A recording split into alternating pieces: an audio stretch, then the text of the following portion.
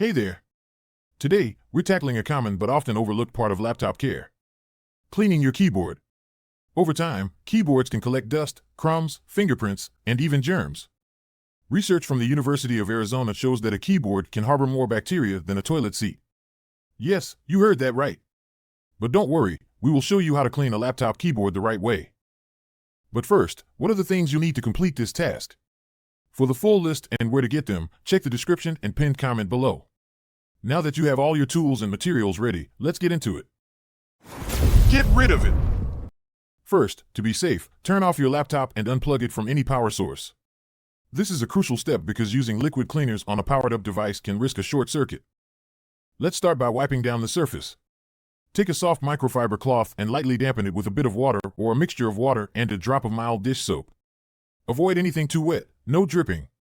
Wipe across the keyboard in a gentle motion to remove surface dust and oils. Microfiber is great because it won't scratch or leave behind lint, and it's especially effective on electronic surfaces.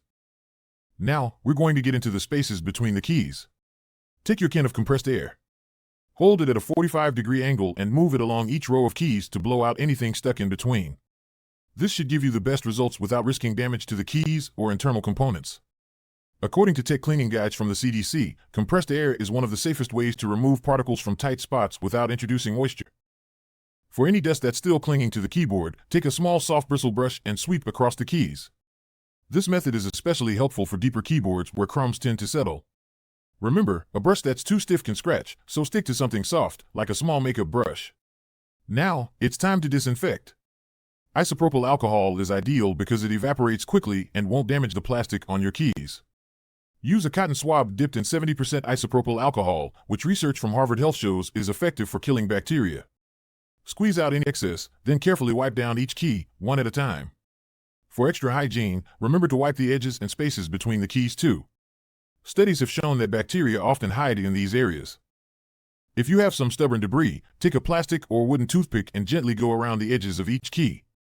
Be careful not to press too hard, as this could damage the keyboard. Just a light, precise touch to lift out any crumbs or dust. Finally, take your microfiber cloth and do one last wipe down to remove any smudges or fingerprints. At this point, your keyboard should look and feel fresh. Let it air dry completely for a few minutes before powering your laptop back on.